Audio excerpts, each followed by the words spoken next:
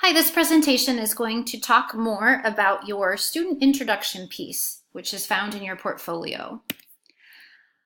Kind of as a brief introduction to the student introduction, you want to know what it is. Essentially, this is the first piece that people will read before starting your portfolio.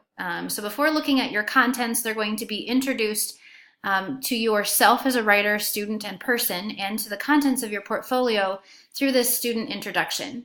Now, what most people will do is they will take each of their papers and make them a paragraph in their student introduction. So your descriptive paper will get a paragraph, your narrative paper will get a paragraph, your process analysis, etc., etc. So that's one way to organize. The second bullet there talks about establishing a metaphor or a theme for your portfolio. And what this means is when you choose a theme for your portfolio, you're going to kind of make a comparison. So what's this semester of composition, or this piece of the semester of composition, been like for you? For example, you might choose the idea of a theme park. So maybe this semester of Composition 1 has been like going to your favorite theme park, maybe Adventureland or Valley Fair or wherever you like to go. And so you choose that as your theme. You're going to introduce that theme in a paragraph, probably at the very beginning, talking about why this semester was like Adventureland. Maybe it had its ups and downs, there were parts that you loved, parts that you hated, etc., etc. Make some connections as to why this semester was like Adventureland. On a more global scale, you will talk about why you chose your particular metaphor. Then what follows in each of the paragraphs is a paragraph on the descriptive essay. What part of the descriptive essay fits your theme park? So maybe your descriptive essay, because it was your first essay, was like the ticket booth when you first go to buy your tickets. And it was like that because it was the first stop before you could enter into the theme park. And so, in that paragraph, you'll talk about what the descriptive paper is all about, what you chose to write about, and then how it fits your theme of the theme park. Your narrative paper, let's say that was to you or to me, that reminded us of a roller coaster, because you absolutely hate roller coasters. And so in that particular paragraph, you would write about my narrative paper, here's what it's about.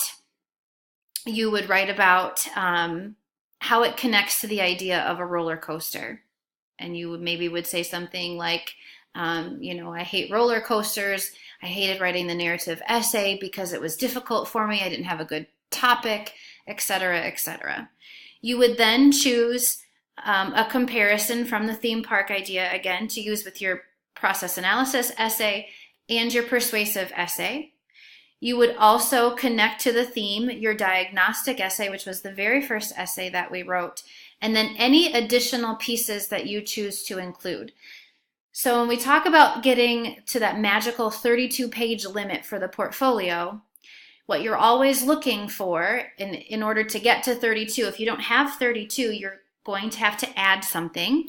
So maybe it's a paper from another class that you wrote, and that's all talked about in that portfolio summary.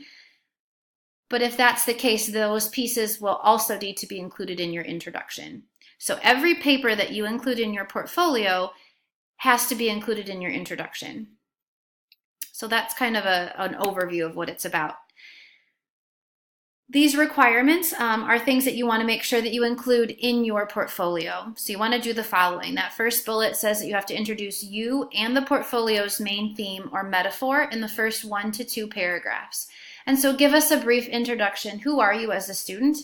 Maybe in the second paragraph, you'll write about why this semester is like a theme park, why this semester is like whatever it was that you chose for your theme. And I will say that the sky is the limit for themes. I have had people who have used movies for themes. They've had a movie theater, and in each movie theater is a different essay that's playing, and they've tied that to one of their favorite movies or maybe one of their not so favorite movies. I have taken or had people take a Disney movie, for example, and have made each paper a character. And so that paper shows characteristics of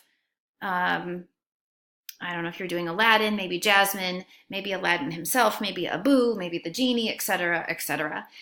People have chosen holidays. They've chosen things that have been associated with past experiences. So really the sky is the limit. Think about things that are important to you and things that you know a little bit about so that you can make some connections. The other thing that you want to kind of keep in mind when you're picking a theme is that it doesn't have to be based on content. So you might say, whoa, not all my papers are about theme parks. Not all of my papers have a connection to, some people have chosen a jewelry box or a candy store. Not all my papers are about those things. It doesn't have to be based on content. And you'll see more about that in the next slide. The next idea is that you introduce each paper that will be included in your portfolio, perhaps each in its own paragraph. So include a brief synopsis of what the paper is about and how it fits your theme, which we talked about a little bit in the previous slide. And then the very end of your student introduction should end with a very short paragraph that leaves the reader excited to continue reading on into the portfolio. So kind of, leap us forward. What's to come? Why should we be excited about reading it? Here's a little bit more about the theme. The reason for the theme is that it allows you to make your portfolio your own, and it does allow for some creativity. Again, we talked a little bit the last slide about choosing something that in some way connects to who you are. So try to choose something that's interesting to you or that was really meaningful. People have chosen a whole host of things. If you were a great soccer player, people have chosen different parts of the soccer game. If you have had, some people have done a timeline of their life. Sky's the limit. Don't limit yourself on anything. Basically, it's as creative as you want to be. Papers are loosely tied to this theme, and again, it is a loose connection. So you could have a content connection. I have had students who have written entire semesters. All 4 papers have been about one topic. One student was a huge hunter. All of his papers were about hunting. That was his connection. It does not have to be a content connection. You might only have one paper that connects content-wise to your theme. You might have none. Doesn't really matter. Content is just one type of connection you could make. You could have a connection based on the writing process. And so, maybe if you chose some kind of a sporting theme, maybe you're going to choose, you had to sit the bench because it wasn't easy or you messed up and you had to start over. Maybe that's a writing process connection. Maybe you had some connection to that in your paper. Things didn't go the way you thought they were going to go in the writing of your paper and you had to kind of redirect. So maybe that's a connection that you can make. You could make a grade connection. I really hit this paper. I got an A. I hit a home run in the baseball game. So there's my connection. I have not a content connection, not a writing process connection, but a grade connection. So I did really well. I did not so well. I did kind of in the middle, so you could have a connection that way as well. The other connection is really anything you can think about. So, is it the feeling about the writing? Maybe you felt really good about it. Maybe it was your favorite. Maybe it was your least favorite.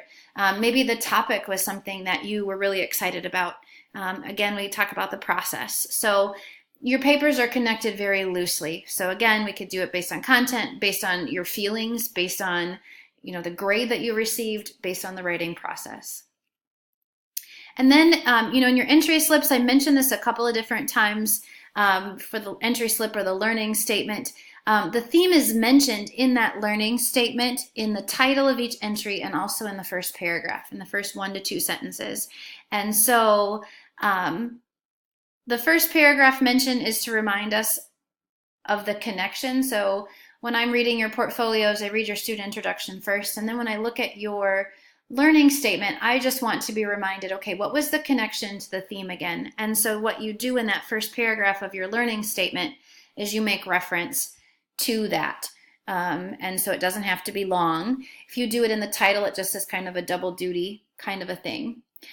You also want to make sure that in the learning statement, you don't have a paragraph that's identical to what's in the intro. So don't just copy and paste. It should be a shortened version of that paragraph. As always, if you have any questions, please don't hesitate to ask, and I will help you as best I can. Thank you.